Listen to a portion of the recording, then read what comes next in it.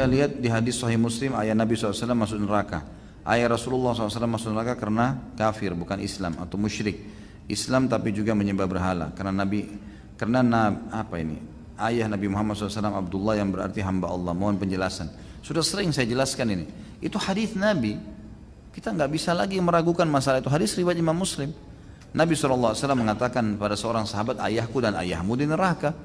Apa itu penyampaiannya? Ya sudah, kita terima apa adanya kan. Kita tidak pernah bertemu dengan Nabi SAW, kita tidak pernah bertemu dengan ayahnya Abdullah, kita nggak tahu. Tapi Nabi SAW wajib kita imani kenabiannya. Dan beliau telah menyampaikan tentang ayahnya. Kalau kita sayang dengan ayah Nabi SAW, Nabi SAW lebih sayang kepada ayahnya daripada kita. Tapi Nabi yang sampaikan itu kan. Sekarang ada orang mengalihkan makna, mengatakan yang dimaksud dengan abi wa abuka finnar dalam hadis Muslim, ayahku dan ayahmu di neraka, itu bukan ayah, maksudnya itu adalah paman. Bagaimana bisa lafaz bahasa Arab jelas ayah diganti dengan paman? Ya, sulit sekali gitu kan. Nggak mungkin ini terjadi. Karena diambil dari perkataan juga bahwasanya Azar bukan ayahnya Ibrahim. Padahal ini pendapat yang syadz, yang ulama-ulama tafsir tidak pegang ini. Ya, itu. Yang dipegangnya memang kata ab itu adalah ayah. Di mana-mana begitu. Sudah jelas gitu kan maknanya. Dan ini sama sekali berapa kali saya ulangi, sama sekali tidak mengurangi kedudukan Nabi Muhammad SAW. Sama sekali. Beliau tetap mulia, gitu kan? Beliau mulia, para keturunan yang beriman dengan risalah beliau juga mulia, semuanya mulia. Tapi yang dikatakan dicap kafir oleh beliau ya kafir, kita nggak bisa bilang apa-apa. Memang sudah begitu ya. Hukum syar'inya ini bukan direkayasa dan kita tidak bisa berbicara syariat dengan perasaan, nggak bisa. Hukum Allah ya hukum Allah. Kalau kita mau pakai perasaan, banyak yang kita tolak hukumnya Allah tuh. Emang nggak bisa kan? Kenapa harus ada sholat malam? Kenapa nggak tahajud pagi aja? Loh Allah maunya begitu, gimana? Nggak bisa sudah, kan gitu. Udah hukumnya Allah Subhanahu Wa Taala. Jadilah orang yang beriman yang benar gitu. Seringkali Ustadz pintar ini ketika membawakan riwayat yang berkaitan dengan keluarga Rasulullah Shallallahu Alaihi Wasallam, ia lebih cenderung kepada yang merendahkan mereka. Adapun sekarang gilirannya kedua orang tua Nabi Shallallahu Alaihi Wasallam. Lucunya lagi, Ustadz pintar ini membawakan riwayat, namun ia katakan itu adalah hukum Allah Subhanahu Wa Taala.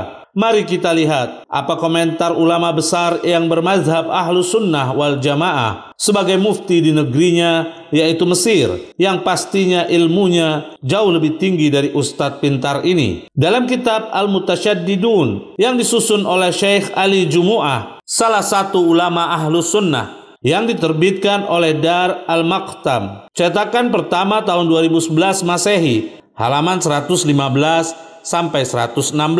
Ali Jumu'ah berkata, di dalam bab hukum terhadap kedua orang tua Nabi Shallallahu Alaihi Wasallam dengan neraka pada hari kiamat, satu masalah mereka yang menyakiti perasaan seluruh muslimin bila mendengarnya, yaitu mereka menyatakan bahwa nasib kedua orang tua Nabi Muhammad Shallallahu Alaihi Wasallam adalah di api neraka pada hari kiamat. Masalah itu yang jika kita kaitkan dengan masalah-masalah lainnya, tentu pasti kita akan kacau. Seakan posisi Nabi Shallallahu Alaihi Wasallam di hati mereka tidak sebagaimana yang diinginkan, dan seakan cinta mereka kepada Rasulullah Shallallahu Alaihi Wasallam tidak benar. Sampai pada kalimat, ketahuilah bahwa para ayah dan kakek atau pendahulu Nabi Shallallahu Alaihi Wasallam, jika sebagian mereka pada tampaknya terbukti syirik, sesungguhnya mereka tidak termasuk kaum musyrikin. Demikian dikarenakan tidak seorang rasul pun diutus kepada mereka. Maka Ahlus Sunnah wal Jamaah seluruhnya meyakini bahwa siapa yang jatuh dalam kesyirikan dan mengubah ajaran tauhid di masa fatrah atau kekosongan rasul antara nabi yang satu dan nabi yang lain tidak terkena siksaan. Banyak dalil atas itu. Di antaranya firman Allah Subhanahu wa taala dalam surat 17 ayat 15, kami tidak akan menyiksa sebelum kami mengutus seorang rasul. Dalam surat 6 ayat 131, Allah Subhanahu wa taala berfirman, demikianlah para rasul diutus karena Tuhanmu tidak akan membinasakan suatu negeri secara zalim sedang penduduknya dalam keadaan lengah atau belum tahu. Begitu pula pada surat 26 ayat 208, Allah Subhanahu wa taala berfirman, dan kami tidak membinasakan sesuatu negeri pun, melainkan sesudah ada baginya orang-orang yang memberi peringatan. Kemudian pada surat 4 ayat 165, Mereka kami utus selaku rasul-rasul pembawa berita gembira dan pemberi peringatan, agar supaya tidak ada alasan bagi manusia membantah Allah sesudah diutusnya rasul-rasul itu. Inilah ayat-ayat yang menunjukkan apa yang diyakini para pengikut kebenaran dan ahlus sunnah wal jamaah.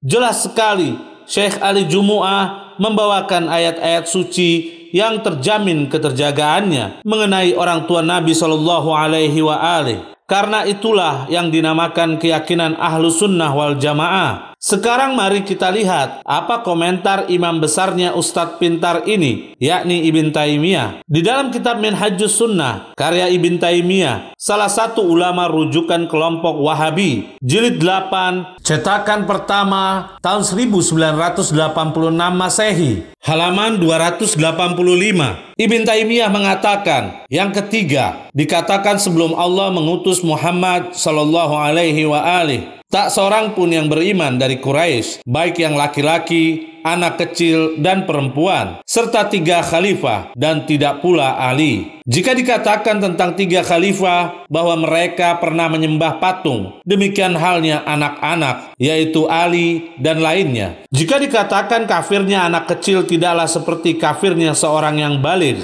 dapat pula dikatakan imannya anak kecil tidaklah seperti imannya seorang yang baligh. Maka kukuhlah bagi mereka yang baligh hukum iman dan kufur, juga bagi Ali yang belum baligh. Sementara anak yang lahir dari kedua orang tuanya yang kafir berlaku atasnya hukum kufur di dunia. Di sini Ibn Taimiyah mengatakan bahwa anak yang lahir dari kedua orang tua yang kafir dihukumi kafir pula di dunia ini. Pertanyaan yang mengerikan dan membahayakan bagi kelompok Wahabi adalah mereka meyakini bahwa ayah dan ibu Nabi Shallallahu Alaihi Wasallam adalah kafir. Maka dengan kaidah yang dinyatakan Ibn Taimiyah sebagai imamnya Ustadz pintar ini, bahwa Nabi Shallallahu Alaihi Wasallam adalah kafir pada masa kecilnya, naudzubillah min dzalik. Apakah mereka meyakini itu? Jika tidak meyakininya, maka kelompok Wahabi tersebut telah mengakui akan keimanan kedua orang tua Nabi Shallallahu Alaihi Wasallam. Mari kita lihat bagaimana redaksi hadis yang dijadikan sandaran oleh Ustadz pintar ini dan rombongannya di dalam mengkafirkan orang tua Nabi Shallallahu Alaihi Wasallam. Dalam kitab Sahih Muslim yang diterbitkan oleh Darul Fikr, cetakan pertama tahun 2003 Masehi, halaman 127. Dari Sabit dari Anas bahwa seseorang bertanya kepada Rasulullah Shallallahu Alaihi Wasallam, di mana ayahku? Beliau Shallallahu Alaihi Wasallam menjawab, di neraka. Manakala orang itu berlalu pergi, beliau Shallallahu Alaihi Wasallam memanggilnya kembali seraya bersabda, sesungguhnya ayahku dan ayahmu di neraka. Sekarang mari kita lihat bagaimana komentar imam besarnya Ustadz pintar ini, yaitu Al-Utsaimin, di dalam menyikapi hadis-hadis yang terdapat dalam kitab Sahih Muslim. Dalam kitab Syarah Riyadh As-Salihin, karya Al-Utsaimin, salah satu ulama Wahabi, jilid 6 yang diterbitkan oleh Madarul Waton, cetakan pertama tahun 1427 Hijriah, halaman 674 sampai 675. Setelah menukil salah satu riwayat di Sahih Muslim, jilid 2, halaman 621, hadis nomor 2789, bahwasanya Allah menciptakan tanah dan seterusnya. Al-Utsaimin berkata, hadis ini diriwayatkan oleh Imam Muslim dan para ulama mengingkari hadis tersebut. Kami tegaskan, salah satu riwayat di Sahih Muslim diingkari oleh para ulama karena hadis tersebut tidak sahih dan tidak benar berasal dari Nabi Shallallahu Alaihi Wasallam, disebabkan bertentangan dengan Al-Quranul Karim. Dan apapun yang bertentangan dengan Al-Quranul Karim, maka hal tersebut batil. Kami tegaskan, dan apapun yang bertentangan dengan Al-Quranul Karim, maka hal tersebut batil. Sementara riwayat yang dianggap sahih oleh Ustadz pintar ini tentang orang tua Nabi Shallallahu Alaihi Wasallam meninggal dalam keadaan kafir, bahkan masuk neraka, sangat bertentangan dengan ayat-ayat Al-Quran yang telah disebutkan oleh Ali Jumu'ah dalam kitabnya. Juga mari kita simak pernyataan dari seorang ulama Wahabi yang terkenal sebagai peneliti hadis-hadis, yaitu Syuaib Al-Arnaud. Dalam kitab Tahrir Takrib At-Tahdzib, karya Bashar Awad Ma'ruf dan Syuaib Al-Arnaud, salah satu ulama Wahabi, jilid pertama, yang diterbitkan oleh Muassasah Ar-Risalah, cetakan pertama tahun 1997, halaman 22. Jika datang suatu hadis kepada kita, hendaknya disandarkan hadis tersebut kepada redaksi sahih, yang mana dia berkedudukan kaidah umum, yaitu Al-Quranul Karim.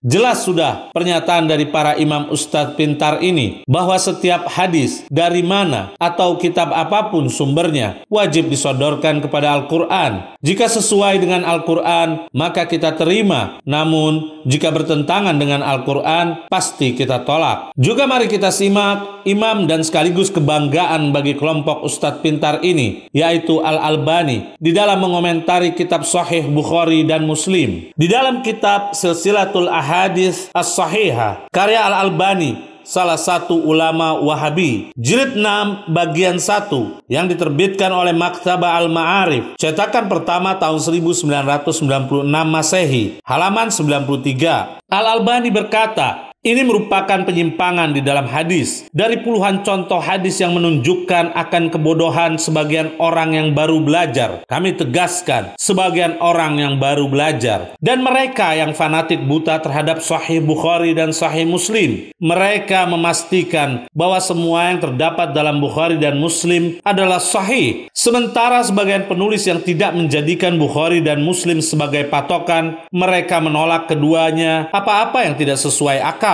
dan keinginan mereka. Jelas yang dikatakan oleh Al-Albani sebagai imam besarnya ustadz pintar ini, bahwa yang fanatik buta terhadap kitab-kitab hadis adalah tak ubahnya seperti bocah-bocah kecil yang akalnya belum sempurna. Lalu ustadz pintar ini keberatan kalau sebutan abun yang berarti ayah diartikan sebagai paman. Mari kita simak firman Allah Subhanahu wa Ta'ala berikut ini. Dalam surat 2 ayat 133, Allah berfirman, apakah kamu menjadi saksi saat maut akan menjemput Yakub ketika dia berkata kepada anak-anaknya, apa yang kamu sembah sepeninggalku? Mereka menjawab, kami akan menyembah Tuhanmu dan Tuhan bapak-bapakmu, yaitu Ibrahim, Ismail, dan Ishak, yaitu Tuhan yang Maha Esa, dan kami hanya berserah diri kepadanya. Dalam ayat ini, di saat anak-anak Nabi Yakub menyebutkan nama ayah-ayah Nabi Yakub, diikutsertakan di dalamnya nama Ismail alaihissalam. Sementara kita mengetahui bahwa Ismail alaihissalam bukan merupakan ayah bagi Yakub alaihissalam. Karena itu sebaiknya